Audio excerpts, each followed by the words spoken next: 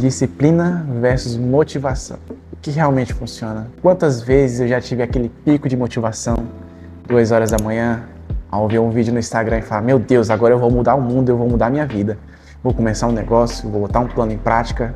E quando eu acordei, nada disso tinha acontecido.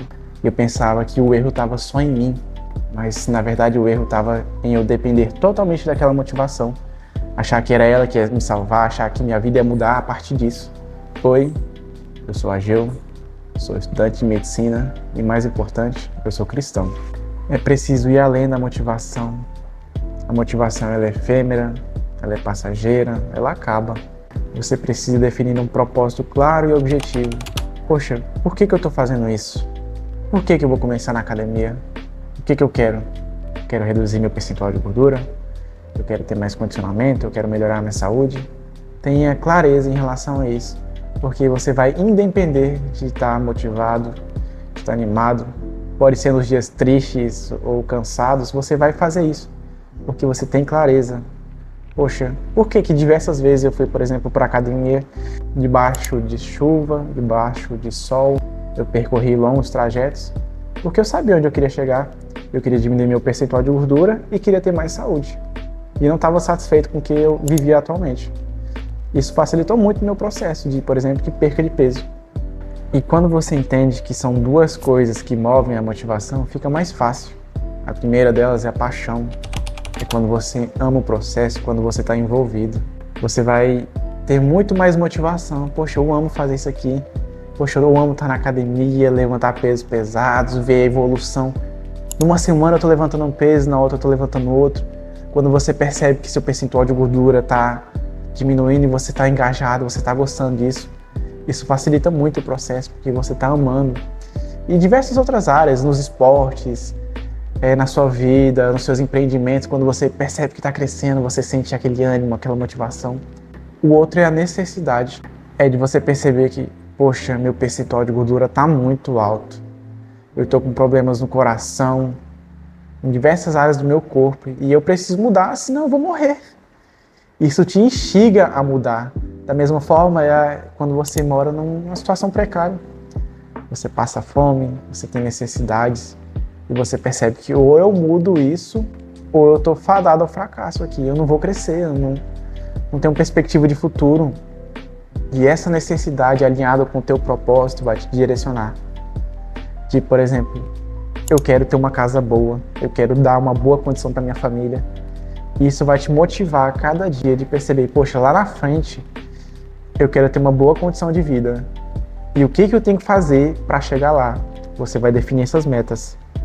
Poxa, eu tenho que gastar mais tempo em leitura, eu tenho que me capacitar, eu tenho que melhorar a minha postura, a minha fala. E tudo isso vai influenciar lá na frente. Se for necessário, você gasta mais tempo estudando, se dedicando. Mas isso vai te motivar, aliado com o teu propósito, você vai chegar mais longe. Porque quando você entende que essa motivação muitas vezes é um fogo de palha, e que ele vai apagar com o processo, isso fica mais fácil. Você não vai depender dessa motivação. Você vai ter a disciplina aliado a isso. O poder da disciplina, muitas vezes, é ela que diferencia de quem vence e de quem fracassa. Com ela você faz o que precisa ser feito, mesmo sem vontade. Como, por exemplo, lá na minha cidade, onde eu moro, em Belém.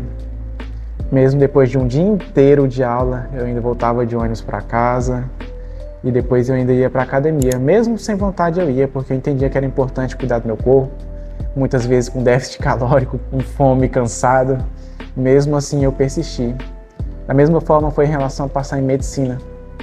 Mesmo sem vontade eu estudava, mesmo sabendo da grande quantidade de concorrentes que eu tinha, eu continuava, porque eu tinha um propósito. Eu sabia onde eu queria chegar. Eu sabia que eu queria passar na federal, que era a minha única opção, que eu não tinha chance em relação à particular, porque eu não tinha condição.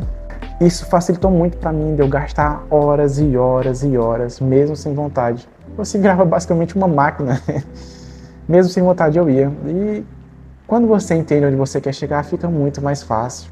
Você faz isso mesmo sem querer. Você persiste, continua. E não é sobre fazer muitas vezes o que você gosta. É sobre fazer o que é necessário. Muitas vezes eu não queria estudar, mas eu estudava porque eu entendia que eu precisava disso. Se eu quisesse ter um diferencial em relação à minha concorrência, eu tinha que estudar mais. Eu não queria treinar, porque eu estava cansado, mas eu entendia que para chegar no físico que eu queria, na qualidade de saúde que eu queria, eu tinha que me esforçar. E quer uma dica? Encontre conforto em meio ao desconforto. Quando eu percebia que eu estava no caminho certo em relação ao meu físico, era, por exemplo, em relação ao déficit calórico. Poxa, eu percebi que eu estou com fome, eu estou cansado, mas meu físico está evoluindo. Eu percebi, eu estou no trajeto correto. Poxa, eu estou cansado de estudar, mas meus acertos estão aumentando, minha redação está melhorando. Eu estou no caminho certo. E quando você tem essas pequenas fagulhas de motivação, de você perceber que você está perseguindo o seu alvo, de que você está alcançando ele, isso facilita. Você encontra o conforto em meio ao desconforto. Tá, mas e como que eu aplico isso no meu dia a dia? Porque é muito fácil falar em relação à motivação, em relação à disciplina. Eu corto os gatilhos que me fazem errar. Em relação aos meus estudos, eu defino exatamente o que eu vou estudar.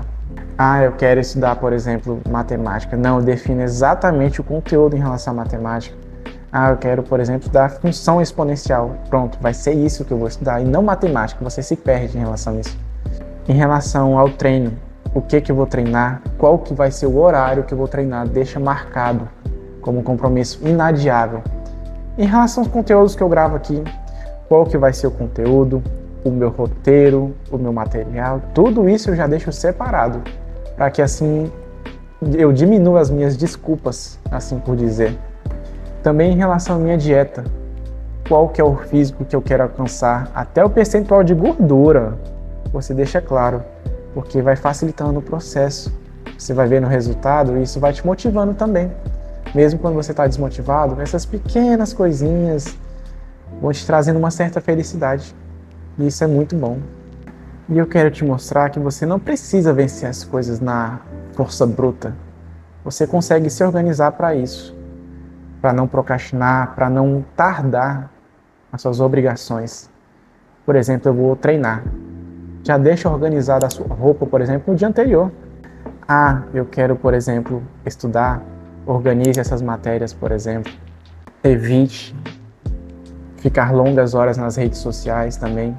Por exemplo, você pode colocar um limitador. Eu uso no Instagram 1 hora, que assim diminui o tempo que eu vou gastar divergindo minha atenção. Organizar o ambiente de estudo também é um facilitador. Defina sempre o mesmo local que você vai estudar, organize sua mesa, se prepare. E uma dica, não espera ser segunda-feira, 7 horas da manhã. Você pode começar no sábado, 5 horas da tarde. Porque esperar aqueles momentos de animação, de motivação, você só vai adiar esse processo.